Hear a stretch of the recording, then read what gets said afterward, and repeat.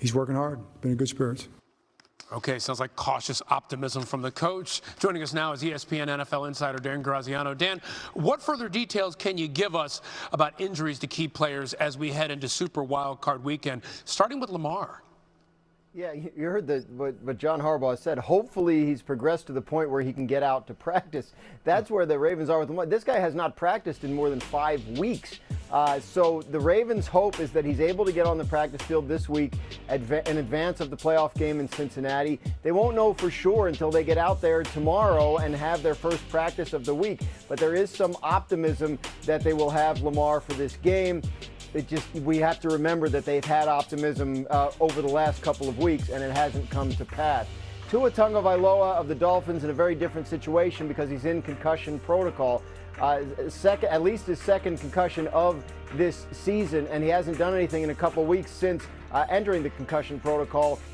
The Dolphins have to get clearance from doctors in order to just let Tua get back out on the practice field, and so far they have not. So while that is also possible this week, it's a different situation than what we're seeing in Baltimore, where Lamar is dealing with a knee injury. Tua's situation much more complex and more difficult to predict. And we know this offense is totally different without Tua. In the 13 games Tua started this season, the Dolphins averaged over 23 a game. Without him, they scored less than 16 a game. Okay, another quarterback with an uncertain future is Aaron Rodgers. Based on his comments he made in his post-game press conference, feels like we go through this every year. And you were in Green Bay this past weekend. What can you tell us about Rodgers' future in the league? Well, he's going to take some time and figure this out. And Ryan, look, I was at that news conference after they lost Sunday night. I was at the news conference after they lost to San Francisco last year at Lambeau Field in the playoffs. The two news conferences sounded very much the same to me. He's going to take some time away, get the emotion of losing out of the decision, and make sure that he makes a reasoned decision.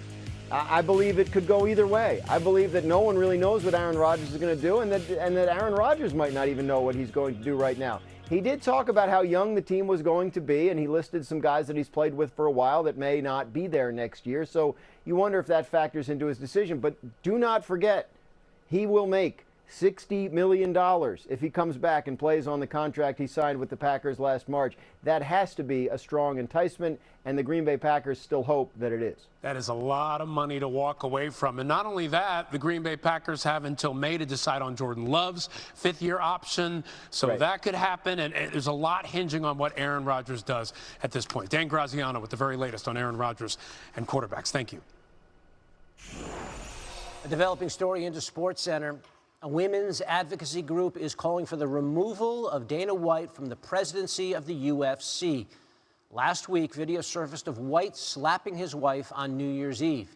In the video, Ann White slaps her husband first, then he slaps her back. White apologized afterward, and his wife called it an isolated incident. The group, the California Legislative Women's Caucus, consists of 51 bipartisan state senators and assemblywomen. The letter sent to the CEO of Endeavor, UFC's parent company, said in part, the head of a major sporting organization cannot claim to be for the safety of women while a video of him striking his wife continues to circulate online without a response from you. The hypocrisy is astounding. Enough is enough. Dak Prescott has thrown an interception in his last 7 games. What he has to do to turn things around versus Tom Brady and the Bucs when SportsCenter returns. Action Monday night. First, Celtics hosting the Bulls. 2 minutes to play. Bulls down 5. They were without DeMar DeRozan, who went down with an injury in the third, but they still had Zach LaVine, who was knocking down threes. He had 27. The Bulls cut the lead to 2. 30 seconds to play. Celtics up 2. Jason Tatum to Al Horford with the huge 3 right there. Tatum loving that. Under 20 seconds to play after a Bulls miss. Derek White to Tatum. Fast break slam and the foul. He had 32 points, 8 rebounds, 7 assists, and the Celtics win by 8.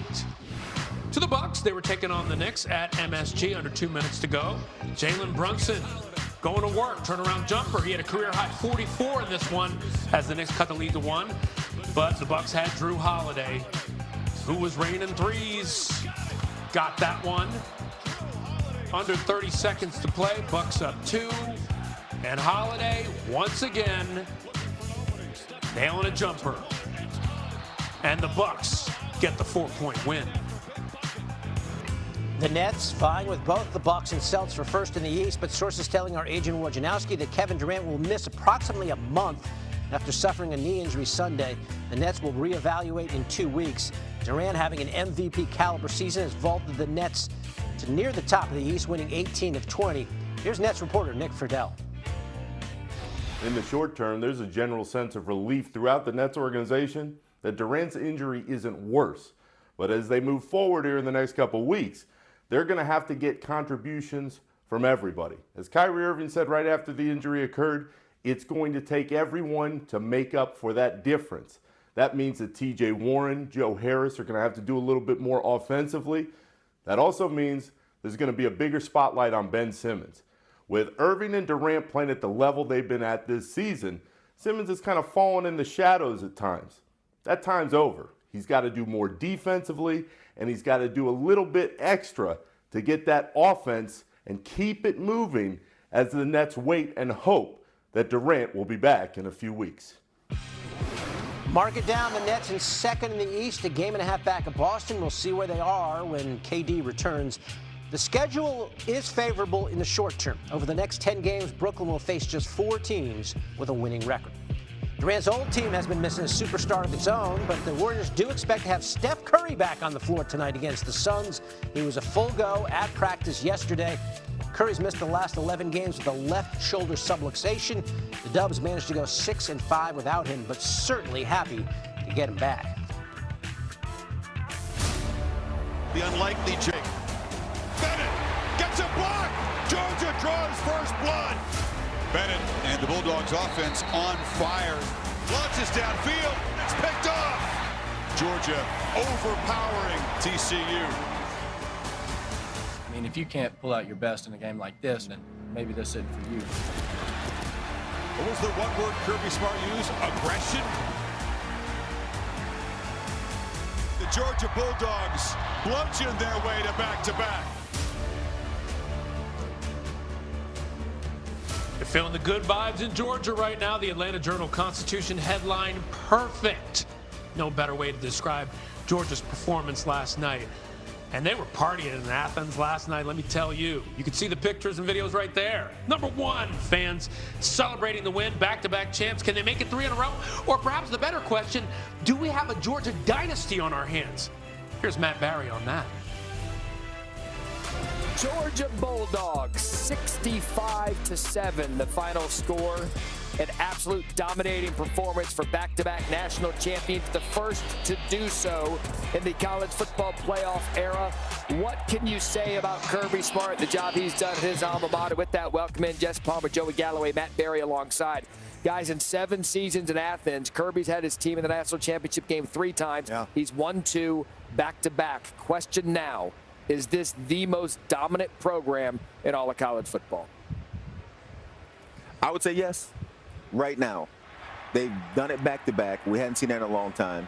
But the question is, can they continue this? And we've seen the dominant teams like Alabama continue year after year after year to coach from the top down. And that's the toughest thing when you have young 18 to 22-year-old kids. Can you get them up week after week?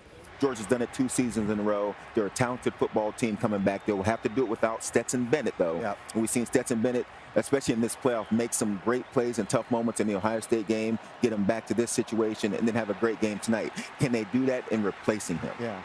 Bama's won 6 national titles in 14 years. They've only missed the college football playoff twice in 9 years. So to me, over the longer term, Bama's still the dominant program. But Georgia's in a category now where every single year you have to look at the Bulldogs and go, they can win a national championship, regardless of who goes to the NFL, who gets drafted. Because of the coaching and the talent, it's a reload. They've got a shot. And you look at who they've got coming back next year: Brock Bowers, A.D. Mitchell, Malachi Sparks in the back end, and then Carson Beck at quarterback. Yep. You haven't seen this guy play yet.